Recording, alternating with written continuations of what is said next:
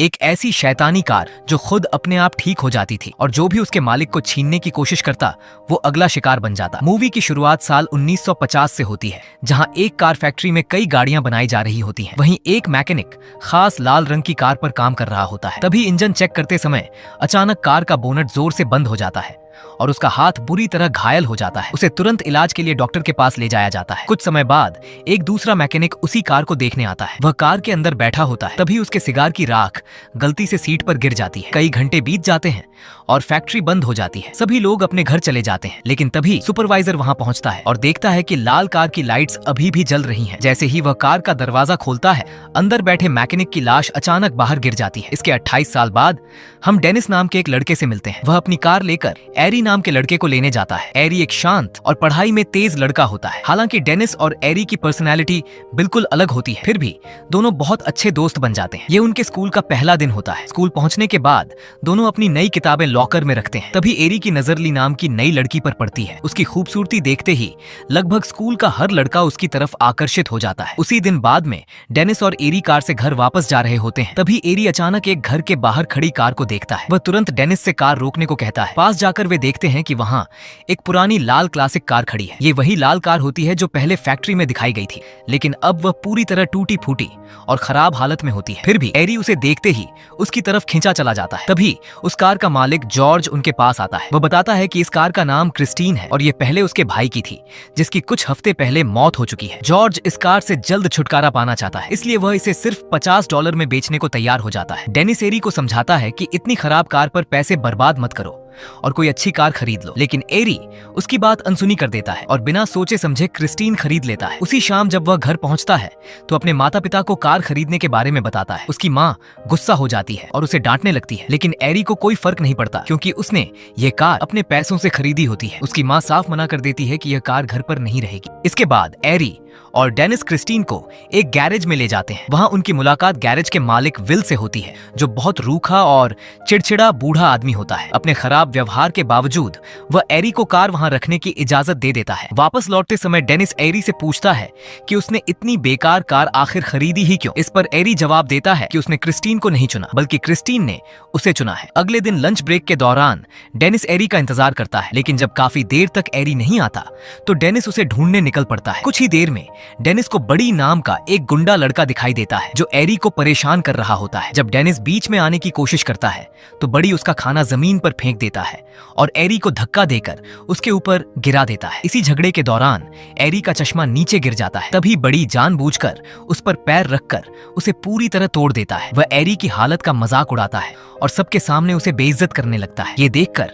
Dennis अचानक गुस्से में बड़ी पर हमला कर देता है, लेकिन तभी बड़ी के बाकी साथी वहां आ जाते हैं और मिलकर डेनिस को बेरहमी से पीटने लगते हैं। कुछ ही देर बाद एक टीचर वहां पहुंच जाता है और लड़ाई रुकवा देता है। तब एरी टीचर से कहता है कि बड़ी ने उसे चाकू दिखाकर धमकाया था। टीचर तुरंत बड़ी को अपनी जेबें खाली करने के लिए कहता है और उसी की जेब से चाकू निकल आता है। इसके बाद बड़ी और उसके दोस्तों को प्रिंसिपल के ऑफिस भेज दिया जाता है। कुछ समय बाद बड़ी को स्कूल से निकाल दिया जाता है। कई हफ्ते बीत जाते हैं और एरी अपना ज्यादातर समय कारें ठीक करने में बिताने लगता है। आखिरकार गैरेज का मालिक उसे वहीं काम पर रख लेता है और वादा करता है कि वह क्रिस्टीन के लिए जरूरी पुराने पार्ट्स भी इकट्ठा करेगा। एरी खुशी खुशी ये काम स्वीकार कर लेता है और पूरी तरह कारों को ठीक करने में लग जाता है। हर रोज क्रिस्टीन पर काम करते करते वह धीरे धीरे उस कार से भावनात्मक रूप से जुड़ने लगता है। एक शाम डेनिस एरी से मिलने गैरेज जाता है क्योंकि दोनों काफी समय से साथ नहीं घूमे थे, लेकिन वहां पहुंचकर वह देखकर हैरान रह जाता है कि एरी कितना बदल चुका है। अब एरी स्टाइलिश कपड़े पहनने लगा था, उसे चश्मे की जरूरत भी नहीं रही थी और उसका व्यवहार पहले से कहीं ज्यादा आत्मविश्वासी और आक्रामक हो गया था। वह मुश्किल से डेनिस से बात करता है और फिर वापस गैरेज में काम करने चला जाता है। इसके बाद उसकी माँ डेनिस से कहती है कि उसे एरी और क्रिस्टीन दोनों की बहुत चिंता हो रही है। वह बताती है कि उसने पता लगाया है कि इस कार का पिछला मालिक इसी कार के अंदर दम घुटने की वजह से मरा था। ये सुनने के बाद डेनिस जॉर्ज से मिलने का फैसला करता है। जॉर्ज उसे अपने भाई और क्रिस्टीन की डरावनी कहानी बताता है। वह कहता है कि कार खरीदने के बाद उसका भाई पूरी तरह उसके जुनून में पागल हो गया था। धीरे धीरे उसकी पत्नी और बेटी दोनों की मौत भी इसी कार में हो गई। भाई की मौत के बाद किसी तरह क्रिस्टीन गैरेज में लावारिस हालत में पहुंच गई। इसके बाद जॉर्ज डेनिस को कार दिखाने के लिए उसका दरवाजा खोलने की कोशिश करता है, लेकिन जैसे ही वह हैंडल को छूता है कार का रेडियो अपने आप चालू हो जाता है। इस अजीब घटना से डरा हुआ डेनिस तुरंत वहां से भाग जाता है। अगली सुबह डेनिस फुटबॉल मैच खेलने के लिए स्कूल के स्टेडियम पहुंचता है। उसका पूरा ध्यान अपनी टीम के लिए एक जरूरी गोल करने पर होता है। तभी अचानक डेनिस की नजर एरी पर पड़ती है, जो क्रिस्टीन में बैठकर वहां पहुंचता है। अब वह कार पूरी तरह नई जैसी चमक रही होती है और बिल्कुल परफेक्ट दिखाई देती है। उसे देखकर वहां मौजूद हर कोई हैरान रह जाता है, यहाँ तक कि डेनिस और उसके दोस्त भी यकीन नहीं कर पाते कि ये वही टूटी फूटी पुरानी कार है। तभी ली कार से बाहर निकलती है और सबके सामने एरी को किस कर देती है। ये देखकर डेनिस अंदर ही अंदर परेशान हो जाता है और मैच के दौरान उसका ध्यान भटक जाता है। सामने वाली टीम तुरंत उसकी कमजोरी का फायदा उठाती है। एक खिलाड़ी जोर से डेनिस को धक्का देता है और उससे बॉल छीन लेता है। जोरदार टक्कर की वजह से डेनिस बुरी तरह जमीन पर गिरता है। वह तुरंत बेहोश हो जाता है और उसे गंभीर चोटें लग जाती हैं। कई दिनों बाद डेनिस की आंख अस्पताल के कमरे में खुलती है। उसके पैर और गर्दन पर भारी प्लास्टर चढ़ा होता है। तभी एरी उससे मिलने वहां पहुंचता है। डेनिस महसूस करता है कि उसका दोस्त हर दिन और ज्यादा बदलता जा रहा है। सिर्फ 1 महीने पहले तक एरी शर्मीला, शांत और अपने परिवार की बात मानने वाला लड़का था, लेकिन अब वह बिल्कुल अलग इंसान लग रहा था। थोड़ी देर बात करने के बाद एरी जल्दी से वहां से चला जाता है। उसी शाम वह ली के साथ फिल्म देखने जाता है। बाद में दोनों क्रिस्टीन के अंदर बैठकर एक दूसरे को किस करने लगते हैं, लेकिन जैसे ही दोनों करीब आने लगते हैं ली अचानक कार से बाहर निकल जाती है। एरी उसके पीछे जाता है और पूछता है कि क्या हुआ। तब ली कहती है कि उसे लगता है एरी उससे ज्यादा इस कार से प्यार करता है। उसकी बात सुनकर एरी थोड़ा उलझ जाता है, लेकिन वह किसी तरह ली को दोबारा क्रिस्टीन के अंदर बैठने के लिए मना लेता है। तभी अचानक कार का शीशा अपने आप टूटने लगता है। एरी तुरंत बाहर निकलकर नुकसान देखने लगता है। इसी दौरान ली कार के अंदर कुछ खाने के लिए उठाती है। तभी अचानक बिना किसी के छुए कार का रेडियो अपने आप चालू हो जाता है। उसी समय डैशबोर्ड से तेज रोशनी चमकने लगती है। ली का दम घुटने लगता है और उसे सांस लेने में परेशानी होने लगती है। एरी तुरंत उसकी मदद के लिए दौड़ता है, लेकिन कार के दरवाजे अंदर से लॉक हो चुके होते हैं। घबराकर वह बार बार बाहर से दरवाजा खोलने की कोशिश करता है, लेकिन कुछ भी काम नहीं करता। जैसे ही ली का दम घुटने वाला होता है वह किसी तरह खुद दरवाजा खोलने में कामयाब हो जाती है। पास खड़ा एक आदमी तुरंत उसे कार से बाहर निकालता है ताकि उसकी जान बचाई जा सके, जबकि वह आदमी सिर्फ ली के गले में फंसा खाना निकालकर उसकी जान बचाने की कोशिश कर रहा होता है। कुछ देर बाद मामला शांत हो जाता है। इसके बाद एरी ली को उसके घर छोड़ने जाता है। कार से उतरने के बाद ली उससे कहती है कि अब वह उससे कोई रिश्ता नहीं रखना चाहती। एरी उससे माफी मांगने की कोशिश करता है, लेकिन ली उस डरावने एहसास को भूल नहीं पाती कि क्रिस्टीन उसे मारने की कोशिश कर रही थी। उसे यह भी लगने लगता है कि यह कार उससे जलती है, क्योंकि जब भी वह एरी के साथ इस कार में समय बिताती है कुछ ना कुछ बुरा जरूर होता है। ली की बातें सुनने के बाद एरी को एहसास होता है कि इस घटना की वजह से वह मानसिक रूप से काफी डर चुकी है। वह शांत होकर उससे कहता है कि वे कल फिर बात करेंगे। इसके बाद एरी वापस क्रिस्टीन के पास जाता है और कार के अंदर बैठ जाता है, लेकिन अचानक कार का इंजन स्टार्ट होने से मना कर देता है। तब एरी कार से बात करते हुए कहता है कि ली के साथ चाहे कुछ भी हो जाए वह हमेशा क्रिस्टीन से उसी तरह प्यार करेगा। जैसे ही वह दोबारा चाबी घुमाता है इंजन तुरंत स्टार्ट हो जाता है। इसके बाद वह सीधे गैरेज पहुंचता है, क्रिस्टीन को वहां पार्क करता है और अपने घर लौट जाता है। थोड़ी देर बाद बड़ी और उसका गैंग चुपके से गैरेज में घुस जाते हैं। उनके हाथों में अलग अलग हथियार होते हैं। कुछ ही मिनटों में वे मिलकर क्रिस्टीन को पूरी तरह तोड़ देते हैं। अगले दिन एरी किसी तरह ली से दोबारा बात करके सब ठीक कर लेता है। दोनों साथ में गैरेज जाते हैं ताकि एरी कार से अपना वॉलेट निकाल सके, लेकिन जैसे ही वे अंदर पहुंचते हैं एरी क्रिस्टीन की हालत देखकर दंग रह जाता है। कार पूरी तरह बर्बाद हो चुकी होती है। ली हैरानी से पूछती है कि आखिर ऐसा किसने किया होगा, लेकिन जवाब देने की बजाय एरी अचानक बिना वजह उस पर चिल्लाने लगता है और उसे वहां से चले जाने को कह देता है। बाद में एरी अपने माता पिता को कार के टूटने के बारे में बताता है। वे उसे समझाने की कोशिश करते हैं और वादा करते हैं कि वे उसके लिए दूसरी कार खरीद देंगे, लेकिन उनकी यह बात एरी को और ज्यादा गुस्सा दिला देती है। उसे लगता है कि उसके माता पिता भी ली की तरह क्रिस्टीन से नफरत करते हैं। वह कार के साथ जो हुआ उसके लिए अपने माता पिता को ही जिम्मेदार ठहराने लगता है। एरी कहता है कि अगर उन्होंने क्रिस्टीन को घर पर रखने दिया होता तो ये सब कभी नहीं होता। धीरे धीरे उसका गुस्सा बढ़ने लगता है और वह अपने माता पिता की बेइज्जती करने लगता है। इसके बाद वह गुस्से में अपने कमरे की तरफ जाने लगता है। तभी उसका पिता उसे रोकता है और कहता है कि पहले अपनी माँ से माफी मांगो, लेकिन इसके जवाब में एरी गुस्से से घर छोड़कर बाहर चला जाता है। वह सीधे क्रिस्टीन के पास पहुंचता है और एक बार फिर कार को टुकड़ा टुकड़ा जोड़कर ठीक करने का फैसला करता है, लेकिन तभी उसके सामने कुछ ऐसा होता है जिसे देखकर वह पूरी तरह हैरान रह जाता है। उसकी आंखों के सामने क्रिस्टीन खुद ब खुद ठीक होने लगती है, जैसे वह कोई जिंदा चीज हो। एरी ये सब हैरानी और उत्साह से देखता रहता है। वह कार से बात भी करने लगता है और सोचता है कि आखिर यह और क्या क्या कर सकती है। कुछ ही पलों में क्रिस्टीन पूरी तरह पहले जैसी नई बन जाती है। उसी रात करीब आधी रात के समय बड़ी के गैंग का एक लड़का मुच्छी सड़क के बीचों बीच एक ट्रक रोककर उसे लूट रहा होता है। तभी उसे दूर से किसी कार के इंजन की आवाज सुनाई देती है। जिज्ञासा में वह आगे बढ़कर देखने लगता है कि आखिर वहां कौन आ रहा है। जैसे ही वह उस गाड़ी को पहचानता है, डर के मारे उसकी हालत खराब हो जाती है। वह कोई और नहीं बल्कि क्रिस्टीन होती है। कार धीरे धीरे उसके सामने आकर रुकती है और अब वह बिल्कुल नई और बिना किसी नुकसान के दिखाई दे रही होती है। मुच्छी को लगता है कि कार के अंदर एरी बैठा हुआ है। उसे समझ आ जाता है कि एरी को पता चल चुका है कि क्रिस्टीन को तोड़ने के पीछे वही और बड़ी थे। डर के मारे मुच्छी तुरंत माफी मांगने लगता है और अपनी जान की भीख मांगता है। तभी अचानक क्रिस्टीन तेज रफ्तार में उसकी तरफ बढ़ती है। मुच्छी घबराकर अपनी जान बचाने के लिए भागने लगता है।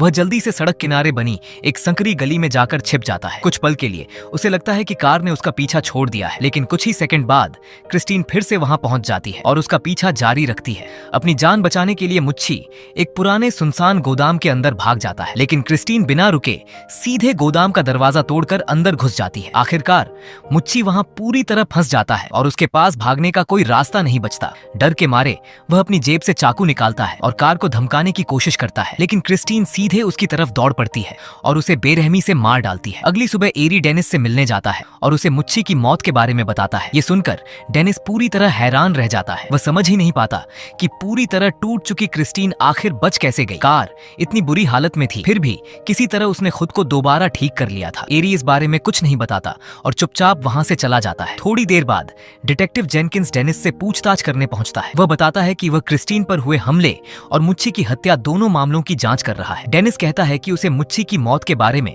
कुछ नहीं पता, लेकिन वह यह भी मान लेता है कि यह खबर सुनकर उसे अजीब तरह की खुशी महसूस हुई। डेनिस की यह बात सुनकर डिटेक्टिव जेनकिंस को उस पर शक होने लगता है। इसके बाद वह बताता है कि ली ने बयान दिया है कि टूटी हुई कार ने रातों रात खुद को ठीक कर लिया था। ये सुनने के बाद एरी चुपचाप वहां से निकल जाता है। बाद में वह ली को फोन करके मिलने के लिए कहता है, लेकिन ली उससे मिलने से साफ मना कर देती है। ये बात एरी को और ज्यादा गुस्सा दिला देती है। दूसरी तरफ बड़ी और उसका दोस्त डॉन शराब पीकर कार चला रहे होते हैं। ड्राइव करते समय उन्हें महसूस होता है कि कोई दूसरी कार लगातार उनका पीछा कर रही है। बड़ी अपनी कार रोककर देखने की कोशिश करता है कि आखिर पीछे कौन है, लेकिन सामने से आ रही तेज हेडलाइट्स की वजह से वह ड्राइवर को साफ नहीं देख पाता। इसके बाद वह अपनी कार पीछे करने लगता है और रहस्यमयी कार भी पीछे होने लगती है। कुछ ही पलों बाद उन्हें पता चलता है कि उनका पीछा करने वाली कार क्रिस्टीन है। गुस्से में बड़ी तेजी से वहां से निकलता है और एक गैस स्टेशन पर जाकर रुकता है, जहां उसका दोस्त रिची काम करता है। वह कार से उतरता है, लोहे की रॉड उठाता है और क्रिस्टीन के ड्राइवर को सबक सिखाने की तैयारी करने लगता है। लेकिन इससे पहले कि वह कुछ कर पाता, क्रिस्टीन अचानक पूरी स्पीड में उसकी कार से टकरा जाती है। इस जोरदार टक्कर से कार बुरी तरह क्षतिग्रस्त हो जाती है। बड़ी को लगता है कि कार एरी चला रहा है, इसलिए वह उसे बाहर आने के लिए चिल्लाता है, लेकिन जवाब देने की बजाय क्रिस्टीन और ज्यादा ताकत से उसकी कार में दोबारा टक्कर मार देती है। इस बार टक्कर इतनी जोरदार होती है कि बड़ी की कार सीधे वर्कशॉप के अंदर जा घुसती है। उसी समय उसकी कार से पेट्रोल बहने लगता है और कुछ ही सेकंड बाद उसमें आग लग जाती है। कुछ ही पलों में पूरे गैरेज में भयंकर विस्फोट हो जाता है। रिची भी आग की लपटों में फंस जाता है और जिंदा जलकर मर जाता है। चारों तरफ मची तबाही देखकर बड़ी अपनी जान बचाने के लिए भागने लगता है, लेकिन अब क्रिस्टीन खुद आग में जल रही होती है और फिर भी उसका पीछा नहीं छोड़ती। आखिरकार जलती हुई कार बड़ी तक पहुंच जाती है और उसे बेरहमी से कुचल देती है। इस हमले में उसका शरीर पूरी तरह तबाह हो जाता है। कुछ समय बाद विल को गैरेज के बाहर किसी कार के आने की आवाज सुनाई देती है। जब वह बाहर जाकर देखता है तो उसकी आंखें फटी की फटी रह जाती हैं, क्योंकि वहां क्रिस्टीन खड़ी होती है जो धुएं और आग के निशानों से घिरी हुई होती है। विल हैरान हो जाता है क्योंकि एरी तो किसी दूसरी जगह कार ठीक करने गया हुआ था। वह अपनी बंदूक उठाता है और यह देखने के लिए क्रिस्टीन के पास जाता है कि आखिर कार के अंदर कौन है। वह दरवाजा खोलने की कोशिश करता है, लेकिन कार इतनी गर्म होती है कि उसे छूना भी मुश्किल हो जाता है। आखिरकार वह कपड़े की मदद से किसी तरह दरवाजा खोलता है, लेकिन अंदर का नजारा देखकर वह दंग रह जाता है क्योंकि कार पूरी तरह खाली होती है। घबराया हुआ विल धीरे धीरे खुद कार के अंदर बैठ जाता है, लेकिन यही फैसला उसकी मौत का कारण बन जाता है क्योंकि क्रिस्टीन किसी भी गवाह को जिंदा नहीं छोड़ना चाहती थी। अचानक कार के दरवाजे अंदर से लॉक हो जाते हैं। इसके बाद क्रिस्टीन विल का सिर जोर जोर से डैशबोर्ड पर पटकने लगती है और उसे मार डालती है। अगली सुबह एरी गैरेज पहुंचता है और बाहर कई पुलिस गाड़ियां खड़ी देखता है। वहीं उसकी मुलाकात डिटेक्टिव जेनकिंस से होती है, जो उसे बताता है कि विल की लाश गैरेज के अंदर मिली है। एरी कहता है कि उसे नहीं पता ये सब कैसे हुआ, लेकिन अंदर ही अंदर उसे यकीन हो चुका होता है कि इसके पीछे क्रिस्टीन ही है, क्योंकि कार एक बार फिर पूरी तरह ठीक और चमकती हुई खड़ी होती है। अस्पताल से घर लौटने के बाद डेनिस को ली का फोन आता है और वह उससे मिलने के लिए कहती है। बातचीत के दौरान ली मान लेती है कि उसे लगता है क्रिस्टीन ने पूरी तरह एरी को अपने काबू में कर लिया है। वह कहती है कि कार के प्रति एरी का पागलपन अब उसे सामान्य इंसान की तरह सोचने नहीं दे रहा। डेनिस भी मानता है कि एरी अपने होश में कभी इतने भयानक काम नहीं कर सकता, लेकिन अगर सच में क्रिस्टीन उसे कंट्रोल कर रही है तो उस कार को तुरंत खत्म करना जरूरी है। उसी रात ली अपने घर लौट आती है। थोड़ी देर बाद एरी अचानक क्रिस्टीन में बैठकर वहां पहुंचता है। वह डेनिस को अपने साथ ड्राइव पर चलने के लिए कहता है। डेनिस कार में बैठ जाता है, लेकिन उसे जल्दी ही महसूस हो जाता है कि एरी फिर से अजीब व्यवहार कर रहा है। अचानक बिना चेतावनी दिए एरी बेहद खतरनाक स्पीड में कार चलाने लगता है। फिर वह दोनों हाथ स्टीयरिंग से हटा देता है। ये देखकर डेनिस डर जाता है और चिल्लाकर कहता है कि क्रिस्टीन पूरी तरह बेकाबू हो चुकी है, लेकिन एरी शांत होकर जवाब देता है कि उसके और क्रिस्टीन के बीच कोई नहीं आ सकता। वह कहता है कि उसे इस कार पर पूरा भरोसा है। अपनी बात साबित करने के लिए वह अचानक पूरी स्पीड में कार को दूसरी लेन में मोड़ देता है। सामने से आती गाड़ी से उनकी कार बाल बाल बचती है। तब डेनिस समझ जाता है कि उसका दोस्त धीरे धीरे अपना मानसिक संतुलन खोता जा रहा है। अगले दिन डेनिस क्रिस्टीन के बोनेट पर एक मैसेज लिखता है और एरी को रात में गैरेज आने के लिए कहता है। उसी रात डेनिस और ली गैरेज के अंदर उसका इंतजार करते हैं। जब काफी देर तक एरी नहीं आता तो दोनों पास खड़े बुलडोजर में बैठकर उसे गैरेज के अंदर ले आते हैं। उनका प्लान होता है कि जैसे ही एरी आएगा, ली ऑफिस के अंदर से गेट बंद कर देगी और उसी दौरान डेनिस बुलडोजर से क्रिस्टीन को हमेशा के लिए खत्म कर देगा। सब कुछ योजना के मुताबिक चल रहा होता है। ली ऑफिस के अंदर चली जाती है, लेकिन दोनों को यह पता नहीं होता कि क्रिस्टीन कबाड़ के ढेरों के बीच छिपी हुई है। अचानक अंधेरे में कार की हेडलाइट्स जल उठती हैं। अगले ही पल क्रिस्टीन तेजी से ली की तरफ बढ़ती है और उसे कुचलने की कोशिश करती है। ली किसी तरह ऊपर लटके टायर को पकड़कर अपनी जान बचाती है, लेकिन क्रिस्टीन रुकती नहीं और दोबारा उस पर हमला करने बढ़ती है। तभी डेनिस तुरंत एक्सकेवेटर को क्रिस्टीन के सामने लाकर ली की जान बचाता है। इसके बाद क्रिस्टीन वर्कशॉप के दूसरी तरफ चली जाती है और डेनिस एक्सकेवेटर लेकर उसके सामने आ खड़ा होता है। कुछ ही देर में दोनों गाड़ियां आमने सामने होती हैं। तभी साफ हो जाता है कि अब क्रिस्टीन अकेले काम नहीं कर रही, क्योंकि एरी खुद उसकी मदद कर रहा होता है। वह पूरी तरह क्रिस्टीन के कंट्रोल में जा चुका था। अचानक क्रिस्टीन की हेडलाइट्स तेज चमकने लगती हैं और कुछ ही सेकंड में टूटी हुई कार खुद को फिर से ठीक करने लगती है। उसी समय एक्सकेवेटर अचानक बंद पड़ जाता है। डेनिस उसे दोबारा स्टार्ट करने की कोशिश करता है। दूसरी तरफ क्रिस्टीन पूरी रफ्तार से ऑफिस की तरफ बढ़ती है, क्योंकि वह ली को मार डालना चाहती है। वह रास्ते में आने वाली हर चीज तोड़ती हुई उसकी तरफ दौड़ती है, लेकिन तभी जोरदार टक्कर की वजह से एरी कार के शीशे से बाहर उछलकर जमीन पर जा गिरता है। ली तुरंत उसके पास भागती है, ये देखने के लिए कि वह जिंदा है या नहीं। अचानक एरी उठकर बैठ जाता है, जिससे ली डर जाती है, लेकिन उसके शरीर में विंडशील्ड के कांच का बड़ा टुकड़ा घुस चुका होता है। मरने से पहले एरी आखिरी बार क्रिस्टीन की तरफ हाथ बढ़ाने की कोशिश करता है, लेकिन कुछ ही पलों बाद वह उसी कार के सामने दम तोड़ देता है जिससे वह सबसे ज्यादा प्यार करता था। इसके बाद ली गैरेज से भागने की कोशिश करती है, लेकिन बदला लेने की आग में पागल क्रिस्टीन रिवर्स लेकर एक बार फिर उसे कुचलने की कोशिश करती है। ली किसी तरह समय रहते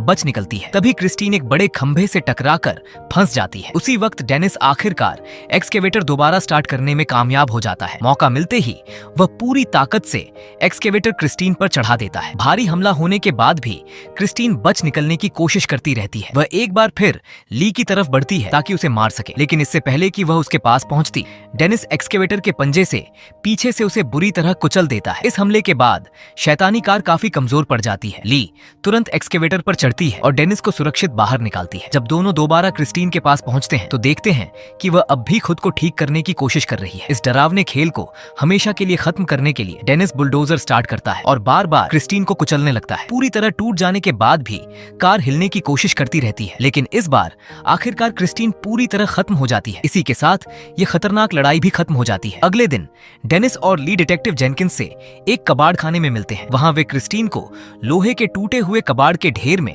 बदल चुकी हालत में देखते हैं। कुछ देर बाद तीनों वहां से चले जाते हैं, लेकिन उनके जाते ही क्रिस्टीन का एक छोटा सा टूटा हुआ हिस्सा अपने आप हिलने लगता है। इससे पता चलता है कि शायद वह शैतानी कार अभी भी जिंदा है और यही फिल्म खत्म होती है। अगर आपको वीडियो पसंद आई हो तो लाइक और चैनल SY रोमान को सब्सक्राइब जरूर करें।